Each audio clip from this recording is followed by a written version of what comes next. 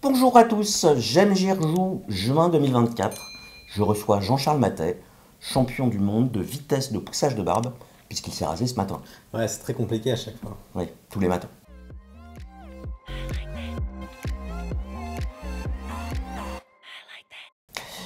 Donc 30 derniers jours glissants, expérience ludique, vous connaissez, c'est notre rendez-vous mensuel. Jean-Charles, tout de suite, je t'allume la tablette et tu vas pouvoir parler de ton premier jeu. Alors, le premier jeu auquel j'ai joué, c'est Monza. Allez, tu as dit le premier jeu auquel j'ai joué. Ouais. Me côtoyer, finit par payer. Bah, j'apprends la langue de Molière, hein. Ouais, Bon, ok. et la langue de Rabelais aussi.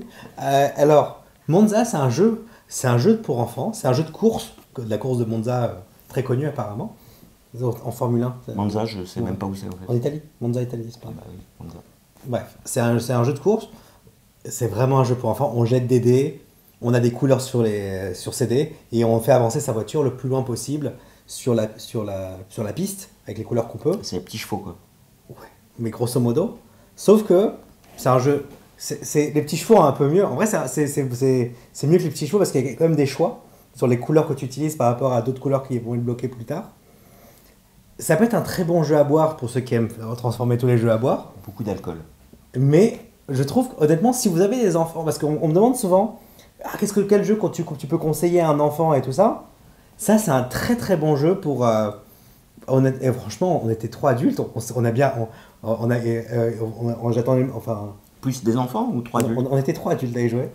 Et non, c'est un jeu que Romain il aime bien, il y joue souvent avec son fils. Ah, C'est un jeu, il y joue souvent avec son fils. c'est un jeu avec Romain. Ouais. D'accord. Mais en tout cas, franchement, je trouvais ça vraiment bien. Mhm.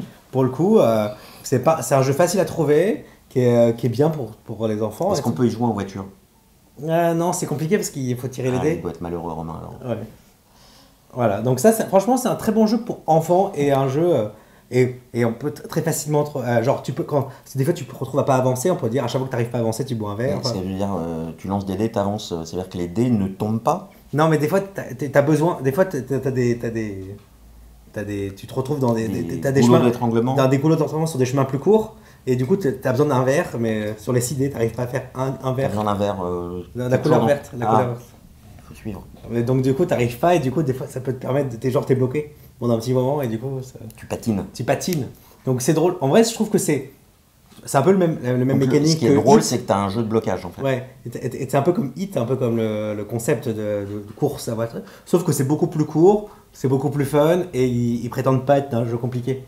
Bon, je suis pas sûr que Hit il prétende être un jeu compliqué. Je sais pas. Ok. Alors moi, on parle de jeux compliqués, excellente transition. Mon jeu du mois, qui risque d'être le jeu le plus joué cette année, en dehors des jeux de cartes à collectionner, c'est Pax Renaissance seconde édition, et je reviens de loin. Alors pourquoi? Parce que ma première partie m'a été expliquée par Jonathan, qui explique très bien les règles, mais je me suis retrouvé comme une poule devant une fourchette, voire comme une huître lobotomisée devant un algorithme de cryptographie quantique. C'est-à-dire que je ne comprenais absolument rien.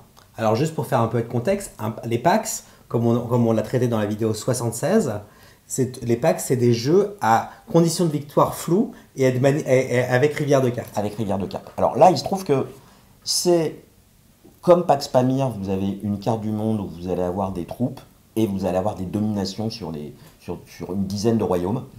Vous allez acheter des cartes dans une rivière, comme l'a dit Jean-Charles, jouer des cartes pour des effets instantanés et construire des tableaux avec ces cartes. Et vous avez 2 actions par tour. Les actions sont simples sur le papier, c'est-à-dire j'active un tableau à l'est, à l'ouest, je vends une carte, j'achète une carte, je déclare une victoire, c'est une action aussi, etc. Maintenant, vous avez des effets one-shot et les effets d'activation de vos cartes, et c'est là que ça devient très compliqué. Donc effectivement, ça reprend le thème de Pax Pamir, alors pas du tout en Afghanistan, mais dans le sens où vous ne jouez pas un royaume en particulier, vous êtes un banquier de la Renaissance, un banquier italien. Et vous allez Et tirer les ficelles. Vous allez influencer les couronnes, les religions, etc. pour avoir une des 4 conditions de victoire. Alors, je ne vais pas rentrer dans le détail des 4 conditions de victoire, etc. Je pense on n'est pas là que pour faire une vidéo règle. Hein, on n'est pas là pour faire une vidéo règle, mais je serais et vous allez me dire si vous êtes intéressé, faire une vidéo Pax Pamir versus Pax Renaissance. On pourrait. Mais globalement, là, c'est le niveau de complexité au-dessus de Pax Pamir. Voilà, c'est Pax Pamir avec 5 niveaux de difficulté en plus, c'est comme ça que je le décrirais. Ok. En fait, globalement, à Pax Pamir, quand vous avez des troupes sur un royaume, vous avez un type de troupe. Là, vous avez différents types de troupes. Et les troupes vont avoir différentes couleurs. Et ces couleurs, 3 couleurs, ça va être les 3 religions que sont l'islam, le catholicisme et le protestantisme. Et vous allez pouvoir... vous avez donc des pions qui sont la classe dirigeante. Vous avez des pions qui sont les pions des joueurs, un peu les serfs, au sens servage. Et les pions peuvent être sur le plateau en classe dominante ou réprimés sur les royaumes parce qu'ils sont faits réprimer. Et il y a différents types de conflits, de guerres civiles. Vous avez la conspiration, vous avez la révolte paysanne, vous avez la guerre de religion, vous avez etc. etc. Et la lecture de règles... Ils sont plein de petites règles simples, mais des fois on se dit, est-ce que j'ai le droit de faire ça? Voilà. Ah non. En fait, les différences entre les conflits, c'est quelles sont les troupes engagées contre quelles troupes sur le terrain ou engageant quelles troupes. Et les guerres civiles, la conspiration et les révoltes paysannes, par exemple, c'est pas les mêmes troupes contre les mêmes troupes. Donc, c'est la règle. Je pense que des guides de sûreté nucléaire peuvent être plus attractifs.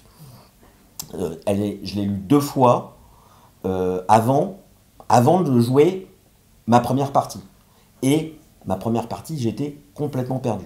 Et je pense qu'en plus, Eklund, qui est l'auteur, a tendance à pas simplifier l'écriture c'est très algorithmique en fait. Et il y a beaucoup de choses qui sont écrites dans les règles qui pourraient être écrites plus simplement, mais il introduit beaucoup de lore, beaucoup de machins, beaucoup de... Oui, non, c'est même pas ça le problème, parce que le lore, il est en... Non. Mais ça pourrait être le lore, il est... T'as lu les règles? Je les ai regardées.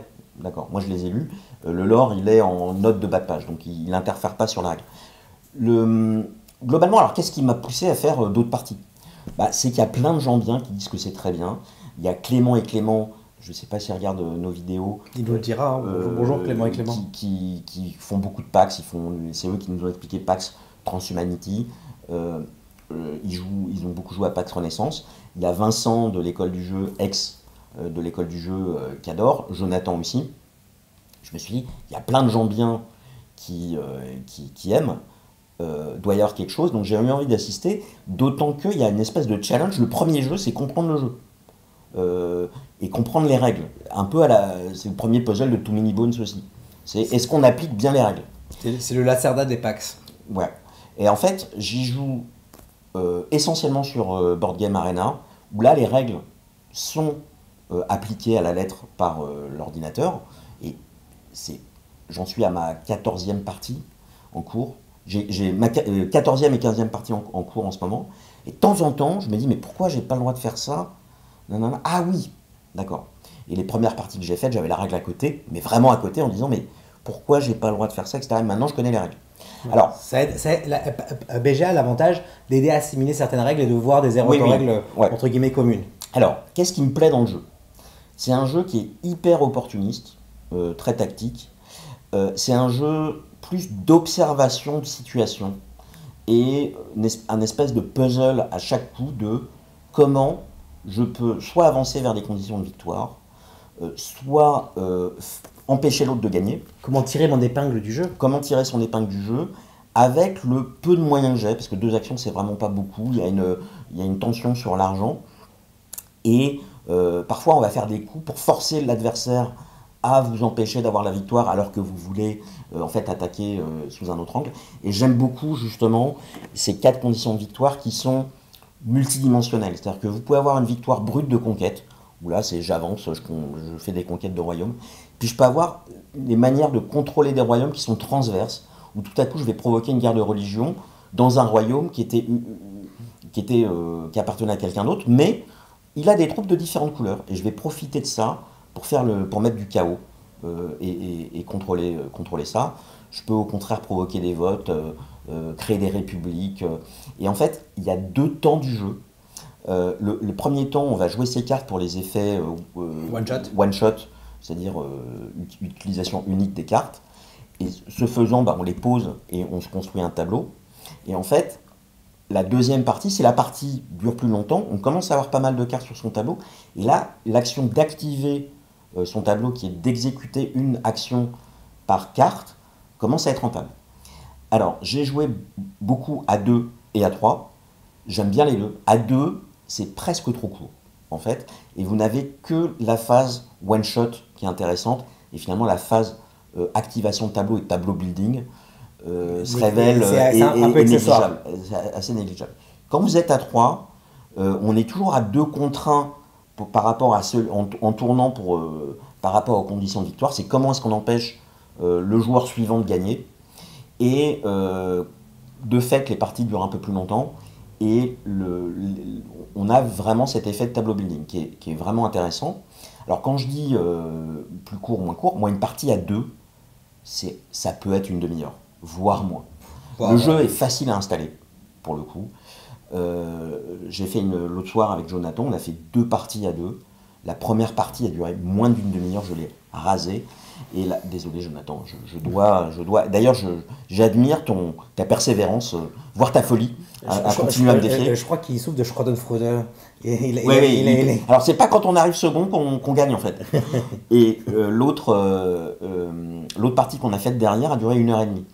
Et là c'était, je trouve, beaucoup plus intéressant parce qu'il y avait beaucoup de revirements de situation. Il faut savoir qu'on joue un sous-ensemble de cartes dans un gros tas de cartes et que du coup les opportunités qui se présentent c'est ça, sont différentes. Comme dans les packs, c'est des fois, Voilà. si tu trouves aucune carte 3, tu vas pas jouer pareil. Ouais. Alors aussi, un dernier élément qui m'intéresse énormément dans le jeu, c'est que c'est un jeu où j'ai pas besoin d'avoir de mémoire. Dans le sens où je me remets sur BGA, je regarde mes cartes, je regarde la situation du terrain, je regarde la rivière et je peux même voir la main de l'autre joueur. Et avec ça, j'ai toutes les informations, j'ai pas besoin d'avoir une mémoire de ce qui se passait avant. Un petit peu comme quand vous arrivez sur un puzzle d'échecs. Ouais. Donc il y a cette grosse partie aléa des cartes qui vont arriver, que personne ne connaît, mais avant mon coup, il y a zéro hasard, et qu'est-ce que je peux faire au mieux, quel est mon plan, vers quelles conditions de victoire. Il y a un côté très échec malgré tout. C'est parce qu'on peut pas piocher, donc il n'y a pas de... Oui, il n'y a pas de pioche, on achète dans les rivières. Donc jeu très intéressant, j'en ai fait 15 parties en un peu plus d'un mois, mais à peine un mois. Ce qui veut dire qu'à la fin de l'année, si ça continue à ce rythme, ce sera le jeu auquel j'aurai le plus joué cette année. Voilà. Moi personnellement, moi j'aime beaucoup Pax Pamir et je trouve que déjà que Pax Pamir est très riche et il y a beaucoup de revirements de situation et je trouve que c'est peut-être un peu trop compliqué par rapport à ce que ça donne. Surtout que je trouve que les cartes sont pas très lisibles. Oui, il y a un problème de lisibilité. Et alors, clairement, il y a un problème d'édition. Joël, il a développé une aide de jeu. Il y a un trackboard sur Board Game Geek en téléchargement, je mettrai le lien en description, qui est pour moi indispensable. Parce que, en fait, les cartes sont petites et les symboles qu'on doit collectionner pour avoir les points de victoire se ressemblent. Ils sont petits. Et ils sont mal. Et en vrai, l'agencement des cartes aurait pu être mieux fait pour une lecture plus simple. Mais globalement, il aurait fallu des cartes format tarot avec des logos de couleurs différentes. Qui permettent en un coup d'œil de voir ça. Mais même par exemple sur Ark Nova, les cartes sont pas très grandes, mais on voit les logos de loin. Oui, c'est ça. C'est juste problème de lisibilité, problème d'édition, je trouve, qui n'a rien à voir avec la localisation. Hein. C'est le jeu de base est comme ça. Il n'y a rien à dire sur la localisation. Ouais, la localisation est très bien. Le matériel est classieux, à part les pièces, qui sont les pièces des années. Les pièces d'argent. Les pièces d'argent, l'argent. C'est un peu les pièces qu'on avait dans les jeux des années 80-90. C'est des trucs ronds en plastique. En plastique. Orange. Voilà, clairement pas un jeu pour tout le monde. 4,63 en poids sur BGG. Si vous voulez tester sur BGA, voilà, c'est très bien, mais c'est vraiment pour des gens qui aiment bien se casser la tête. Et en même temps, on apprend un peu la Renaissance si on lit le flavor text. Ouais, mais alors... j'y arrive pas. Moi, j'aime bien lire les flavor text. Je retiens rien, j'y arrive pas. Alors, moi, bizarrement, mon prochain jeu, c'est un jeu de pli. Alors, encore Romain. Ouais, je joue trop avec ce mec. Et il m'invite à chaque fois. T'apprécies, hein, Romain, qu'on t'appelle ce mec. Il m'invite. C'est moi, quand je suis invité, je viens. Hein. Ouais, moi aussi, mais je suis jamais invité. Alors ça s'appelle Fibonacci. Alors, c'est basé sur la suite de Fibonacci. Donc 1, 1, 2, 3, 5, etc. Mais c'est pas la somme. Ouais, on prend le premier chiffre et on additionne le précédent. Donc le premier c'est 0 et 1. 1, ça fait, après ça fait 1, 1, après ça fait 1 3. plus 1, 2, 2. 2 plus 1, 3, 3 plus 2, 5. Exactement, Ok. etc. 8. Ok. Et donc quand on joue, donc on joue un pli normal, mais les atouts ne peuvent être actifs si on a déjà joué une carte qui fait partie de la suite de Fibonacci. Donc si quelqu'un a joué par exemple un 3, du Ouais, coup, explique. Et Nous si- sommes tout oui. si je joue un 5, mon 5 est un atout dans le pli. Donc même si quelqu'un a joué un... Ah, parce que ça fait partie de la suite de Fibonacci. Exactement. Mais tu as donc une aide de jeu qui te montre les. En vrai, ils ont des logos un peu différents. Donc D'accord. en vrai, le jeu est basé sur le thème du nacho. Et du coup, la suite de Fibonacci, c'est des piments. C'est pour ça que ça s'appelle Fibo Nacho. Ok. Et ce que j'aime bien dans le jeu, c'est qu'en fonction du nombre de plis que tu gagnes un point par pli. Sauf si tu gagnes un nombre de plis qui est égal qui rentre dans la suite de Fibonacci. Si tu gagnes un pli, je me rappelle plus des points, mais si tu gagnes 1, 3, 5, 8 ou 12, 8 ou 8 plus 5, ça fait 8 plus 5, ça fait 13. tu gagnes, Ouais. tu gagnes 32 points par exemple. Vous prenez à témoin, mais déjà ton explication de Schadenfreude, on a eu des commentaires où personne ne comprenait rien, alors qu'il suffit d'arriver deuxième quand on gagne un pli. Et là, tu coupes ça avec des suites mathématiques et des points variables. Moi, je dis, j'admire ton courage. Vous pouvez féliciter Jean-Charles en commentaire. En tout cas, sur Fibonacci, c'est disponible sur Golden Meeple, c'est très bien. C'est un très bon jeu de pli.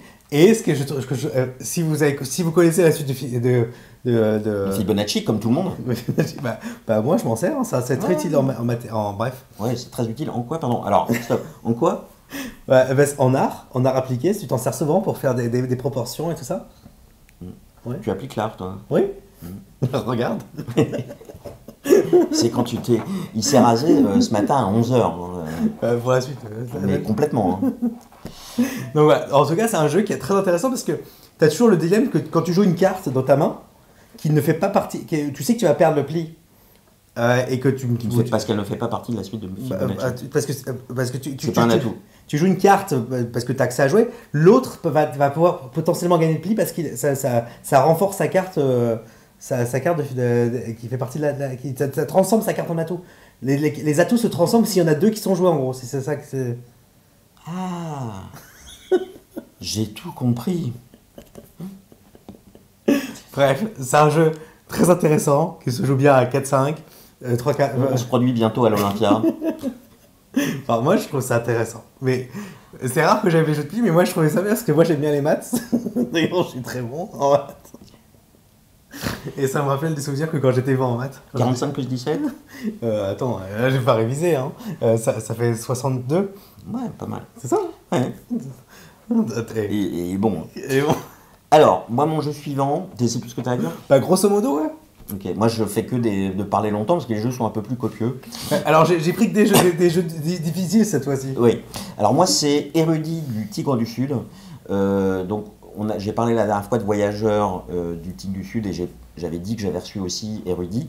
Donc les deux ont été reçus en service de presse et je remercie encore Pixie de nous avoir fait ça, ce cadeau. Et Érudit, clairement, donc Shem Phillips et Ronald McDonald. Ça se passe comme ça. Ça se passe comme ça. Très très bon. Effectivement, c'est probablement pour moi un jeu qui sort en termes de qualité de toute sa suite de jeux avec un saut qualitatif. Parce que donc, c'est un jeu de, on va dire, backbuilding avec des dés. Il va y avoir, à son tour, on joue une action en posant une carte. Les actions sont très simples. Globalement, on va essayer de traduire des manuscrits d'une langue quelconque, le syriaque, l'hébreu, machin. Ouais, Ça se passe, beaucoup de langues qu'on connaissait pas. voilà, ça se passe au Moyen-Orient vers l'arabe. Et pour ça, on va aller chercher des manuscrits en voyageant, on les amène dans la guilde, les guildes de traducteurs, et on va embaucher des traducteurs pour les traduire. Système de points, montée de pistes, où il y a 6 pistes qui correspondent à 3 couleurs primaires et 3 couleurs secondaires. Ouais. Et il y a un système d'utilisation des dés et de couleurs de dés qui est absolument savoureux, puisque quand vous faites une action, donc quand vous piochez au début de votre tour des dés de votre sac, vous les lancez, les dés peuvent être soit blancs, soit de couleur primaire ou secondaire, et en fait vous allez assembler des dés de couleur primaire pour faire des couleurs secondaires, vous allez pouvoir rajouter des ouvriers de différentes couleurs pour changer les couleurs ou les valeurs de dés, et en fonction des actions, c'est la valeur seule qui va compter, la couleur seule qui va compter, ou la valeur et la couleur. Et moi, et c'est là où on me perd, parce que moi, personnellement, j'ai du mal à... Les couleurs, je les reconnais, mais j'ai du mal à les associer. Par exemple, j'ai du mal c'est pas... Alors, pour enfin, le bleu et le vert, je ne sais pas quelle couleur ça fait. Oui, alors en fait, les pistes de recherche sur lesquelles on peut monter sont vraiment classées par couleur primaire, couleur secondaire, couleur primaire. Et en fait, la couleur secondaire qui est entre les deux couleurs primaires, c'est le résultat des deux couleurs primaires. Ouais, mais pour moi, j'ai du mal à suivre. J'ai pas dit que D'accord, non, mais pour le coup, je ne me moque pas. Du coup, j'ai trouvé. Enfin, pour moi, il y a plusieurs difficultés de lecture sur le jeu.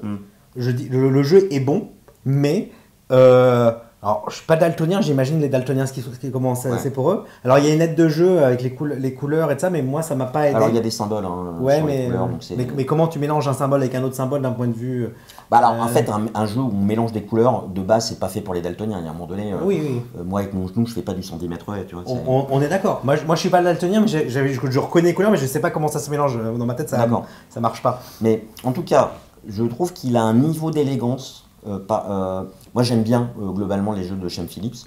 On a reçu d'ailleurs de Pixie dans l'intervalle sur ma demande Vicomte et Paladin qui sont derrière. Je sais que Boris de la rue du jeu n'aime pas.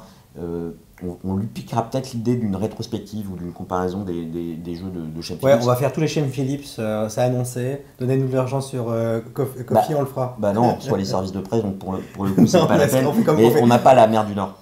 Je crois que la mer du Nord était un peu plus simple, initiée. Ouais, en vrai, en termes de Shem Phillips, juste pour info, il a fait simple, moyen et difficile en termes de niveau. Alors ça reste très abordable. Oui, non, mais je trouve que les parties sont rapides. Il y a plutôt, je trouve, malgré le fait qu'il y ait des dés, moins de hasard que dans Paladin, où je trouvais qu'on piochait des cartes avec des ressources pour les forteresses, où de temps en temps on se retrouve avec des ressources, on ne sait pas sur quoi on va tomber, etc. Là, les 4 actions sont simples, le jeu est assez rapide, on a 6 pistes, on ne montrera pas les 6 pistes. Ouais, il faut en choisir 2-3. Il faut en choisir. Du coup, il y a une gestion très tendue de l'or et des pièces. C'est un petit chef-d'œuvre. Quand j'ai joué à Sankoré, j'avais dit, ça fait longtemps que je n'ai pas joué à un jeu aussi bon. Je n'avais pas joué à Érudit. Et pour moi, ils vont jouer dans la même classe d'élégance et de jeu. Mais moi, alors, en termes, juste pour donner un peu un contre, j'ai bien aimé, mais par exemple, les traductions, il faut faire une suite de... C'est de la transitivité. Oui, par exemple, il faut... Toi qui adores les maths. Oui, j'aime bien, mais par exemple, il faut partir, par exemple... L'anglais n'est pas dans le jeu, mais il y a l'anglais, après qui va en araméen, après qui va en machin, et après qui va en arabe. Il faut faire une suite. Les traducteurs, en fait, sont des cartes qui ont une entrée et une sortie en termes de langue. Par exemple, hébreu vers syriaque, et puis syriaque vers arabe, pour un autre traducteur. Et en fait, il va falloir payer les 2 traducteurs pour faire hébreu vers syriaque vers arabe. Pour traduire. Et concrètement, ça c'est le genre de truc que je n'arrive pas à faire. Vous avez une aide de jeu. Ouais, mais même mentalement, par exemple, des fois je disais laquelle je devais demander parce que j'arrivais pas. Sinon, t'avais le manta à ta table. Ouais, j'avais un manta à ma table, j'avais le fameux Romain. Ouais. Et je disais là, est-ce que ça je peux le traduire ou pas? Parce que sinon... Il va falloir mettre la photo de Romain sur la vignette, je pense. Oui, on parle que de lui. on le mettra. Ou alors on se met en voiture, il y a un truc à faire. Prochainement, on ira en voiture avec Romain. Mais l'idée, c'est que pour moi, j'arrivais vraiment pas à lire le jeu. Et c'est ça qui m'a rendu le jeu pas agréable. Oui, dans le jeu. Parce que je me disais... en vrai, je devais annoncer mes coups en disant est-ce que ça je pourrais le traduire plus tard? Oui, parce qu'il y a celui qui est là. Ah d'accord. Et c'est ça qui m'a un peu gêné. En tout cas, nous on arrive un peu après la sortie d'Érudit. Beaucoup de gens ont aimé, y compris ceux qui n'aiment d'habitude pas les jeux de Shem Phillips. Et globalement, moi je le présente à différents joueurs et à chaque fois c'est carton plein. Tu es la seule personne que... Ah non, j'ai le droit. J'ai le droit. Oui, je dis pas que c'est la seule personne au monde, Oui. mais c'est la seule personne que je connais qui émet des réserves, en fait. Moi, en vrai, je précise, j'ai bien aimé le jeu, sauf que j'arrive pas à lire le jeu. Oui, c'est problématique. Ce qui est problématique. Donc, si j'ai le choix de jouer à ce jeu-là ou à un autre, bah, je préférerais un autre parce que j'aime bien être libre de lire un jeu sans pouvoir donner ma stratégie à tout le monde. Donc, sans plus tarder, ton troisième jeu, qui est certainement le plus lourd de tous les trois. Ouais. Alors, le prochain jeu, c'est Order Overload Café. Alors, Order Overload Café, c'est un jeu d'ambiance. C'est One Game, non? C'est un one game. Donc, un jeu japonais dans une petite boîte, grand comme ça, avec du matos qui déborde ou pas. Et donc, dans ce jeu-là. Tu vends des inserts, non? Non, dans celui-là, il n'y a pas besoin. Tout est bien rangé, il n'y a pas un millimètre pour faire d'insert dans celui-là. Donc, dans celui-là, on va être serveur dans un restaurant, c'est ça un peu le thème. Et le jeu peut se jouer en 8 manches. J'ai jamais dépassé la 5e manche. C'est très dur. C'est un jeu coopératif.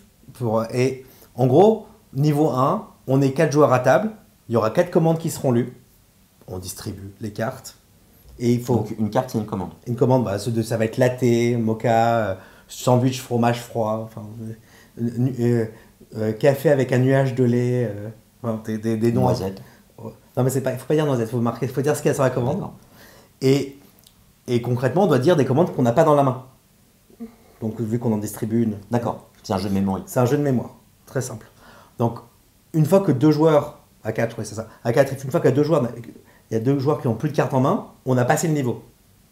On passe après au niveau d'après, du coup chaque joueur aura 2 commandes. Donc en fait, comment tu lâches une carte? Il faut que quelqu'un dise une carte qui est dans ta main. D'accord. C'est pas plus compliqué que ça. Ouais, c'est genre café mocha, tac, si tu te trompes, t'as plus le droit de parler du jeu, de la manche. Ça ferait des vacances. C'est à peu près, ouais, c'est ça. Et du coup, 3e manche, on a 12 commandes, parce que c'est 4 4 x 3. 4 x 3, et ainsi de suite. Et j'ai jamais réussi à aller au-delà de la 5e manche. Parce que c'est le cauchemar pour moi, ce type de jeu. Mais ce qui se passe, c'est que je suis un poisson rouge. Mais moi aussi. Mais surtout quand on me demande de me souvenir. Alors là, mental block. Et en plus, ce qui arrive, c'est que tu as 4 cartes en main, tu vois les 4 mots et tu dis ah ben ceux-là je me rappelle, mais t'as pas le droit de les dire. Ah oui, bah oui. Du coup, tu penses qu'à cela.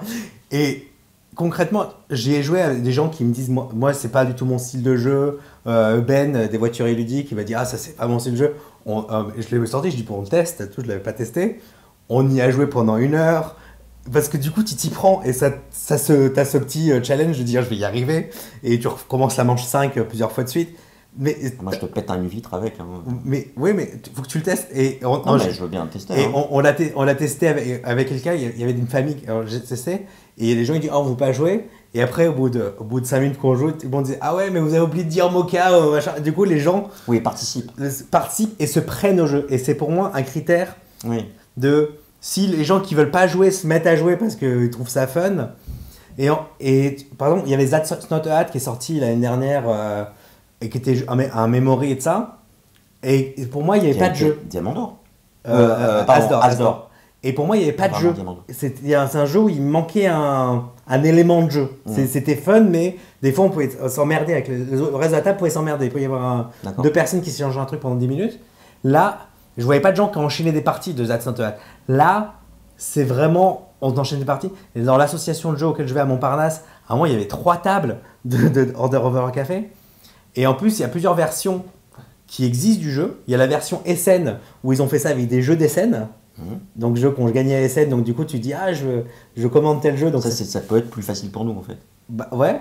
Et il y a la version burger, du coup, qui c'est pas des cafés, du coup, c'est des burgers.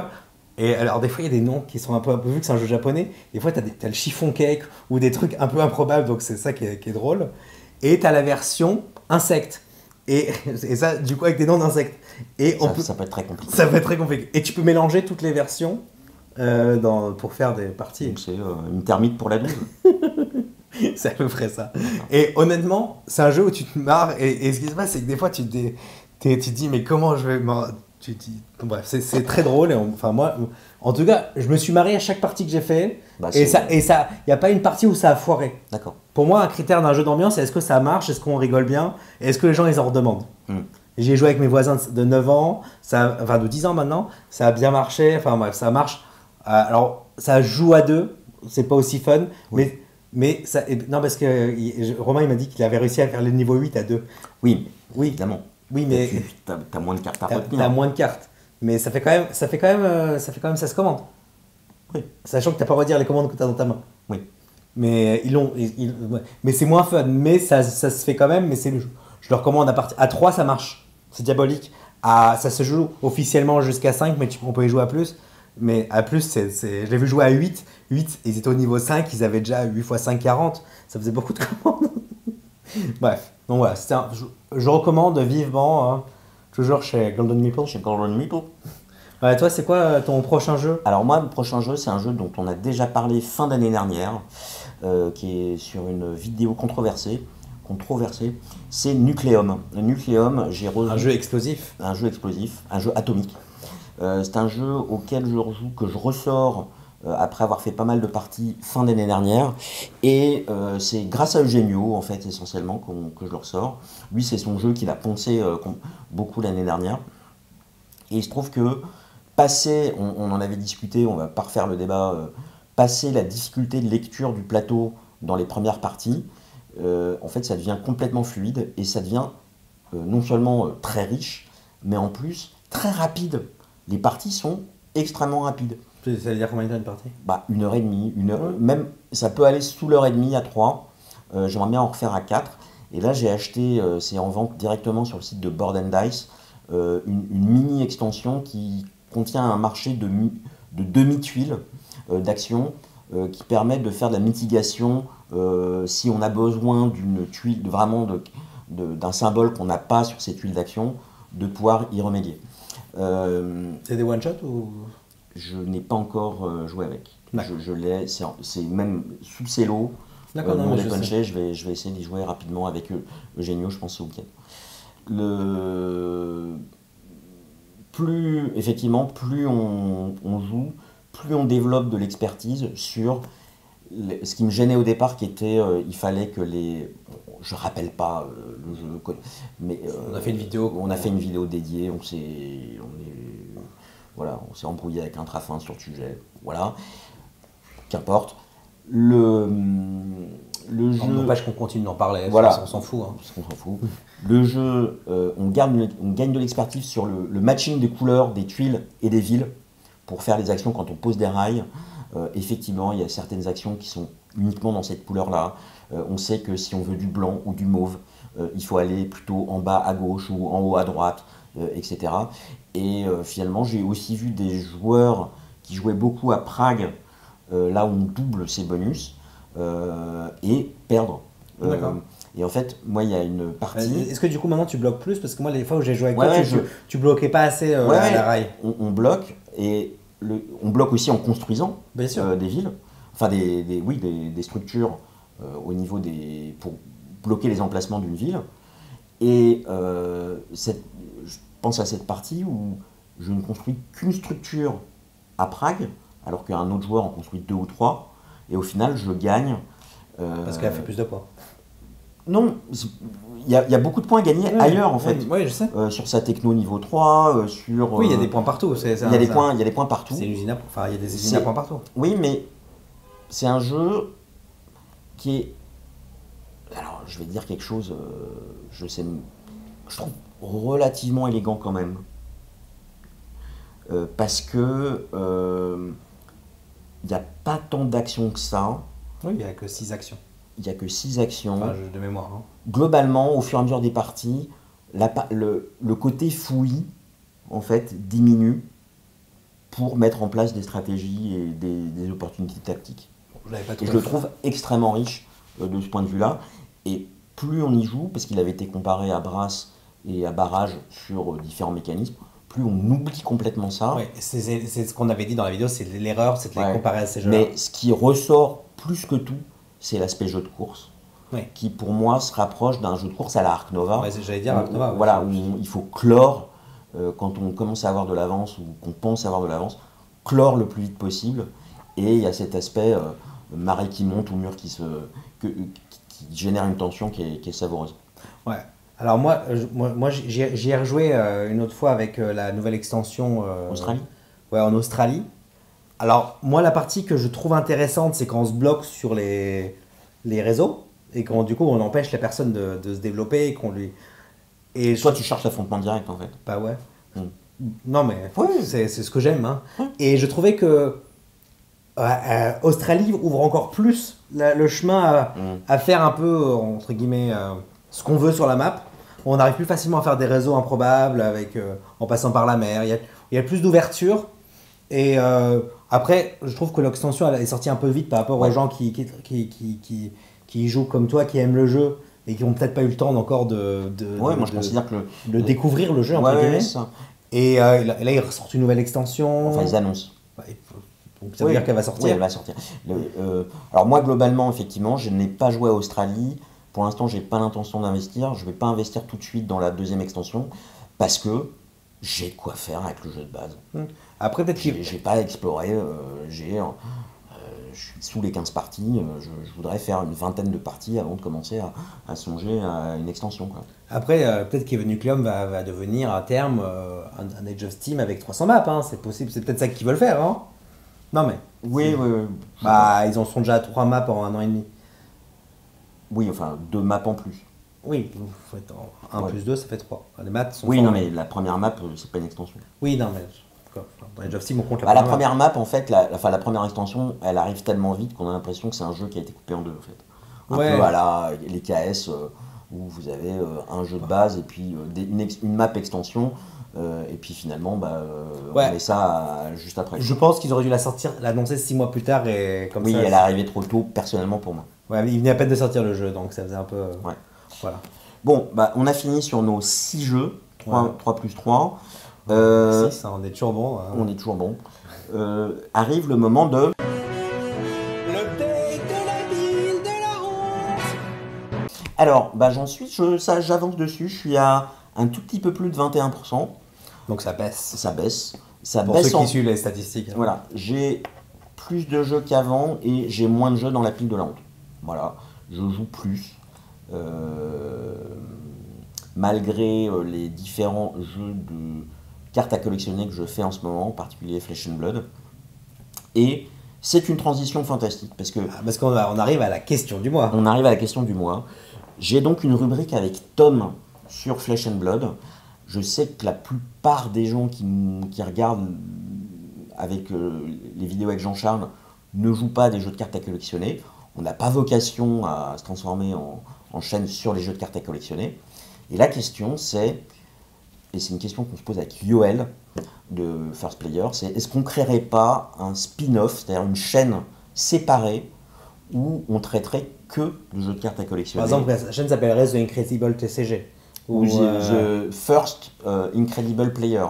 On verra le nom de la chaîne. On verra, ça mais pas l'importance. L'idée c'est est-ce que... Parce qu'il y a des gens... Est-ce que vous êtes emmerdé par les notifications de publication de jeux sur les TCG? Voilà, ce qui se passe c'est qu'on veut pas vous embêter, nous on veut s'amuser, grosso modo. Alors ce qui se passe c'est que si ça vous embête, dites-nous, ah voilà, nous ça nous embête, ah non, continuez vos conneries. Mais moi ce que j'aime bien à garder Flèche sur cette chaîne, c'est qu'en fait on a amené certains joueurs de jeux de société qui n'étaient pas du tout dans le monde du TCG, on les a piégés, on les a amenés à Flèche. Je pense à Eugenio, je pense, oui Jean-Baptiste, c'est foutu pour toi, tu dis non mais t'es déjà mordu. Et il y a certaines personnes qui regardent ces vidéos, qui trouvent ça intéressant, même s'ils n'ont pas l'intention d'y jouer. Si on fait une chaîne dédiée sur les jeux de cartes à collectionner, on va perdre cet aspect-là. Ce que je trouverais dommage. Donc voilà, parce que ce qui se passe, c'est que voilà, nous l'idée c'est le but de la chaîne, hein, qu'on rappelle, c'est qu'on s'amuse, qu'on fasse des conneries et que vous aimez nos conneries. En gros, c'est ça à peu près là. Et on voit jusqu'à où on peut aller dans la connerie. C'est à peu près. Tu vas loin. Hein. J'essaye. Le prochain jeu de pli, c'est sur quoi? Il faut connaître les racines cubiques des différents nombres premiers de la suite de Fibonacci. Attends, ne donne pas d'idée aux développeurs de jeux de pli, hein, ils sont capables de le faire. Hein. Mais voilà, donc l'idée c'est qu'on veut faire des trucs. Enfin, ce qui se passe c'est que nous on va par rapport à ce qu'on aime et ce qu'on veut faire. On va essayer. Enfin, voilà, donc. Mais c'est clair que voilà, moi je joue à Dragon Ball Fusion World et à Flesh and Blood. Yoel de son côté il joue à Lorcana et à Star Wars Unlimited. Il y aura probablement du Altered qui viendra là-dessus. Il y a matière à faire une chaîne dédiée aux jeux de cartes, quoi. Voilà, donc dites-nous si vous voulez moi personnellement, ça me dérange pas que ça reste là-dessus. Maintenant, si ça vous emmerde, dites-nous, nous ça m'emmerde.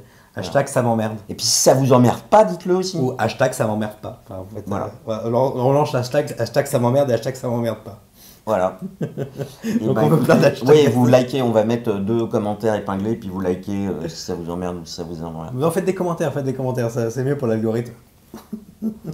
Ok, et bah écoutez, n'oubliez pas, ce qu'on oublie de dire, c'est de liker, vous abonner. De nous donner beaucoup d'argent sur Ko-fi. Ouais. S'il vous plaît. Ah, s'il vous plaît, des Donnez chocolat. de l'argent, là on a besoin d'argent. Et voilà, on se retrouve bientôt. Bye.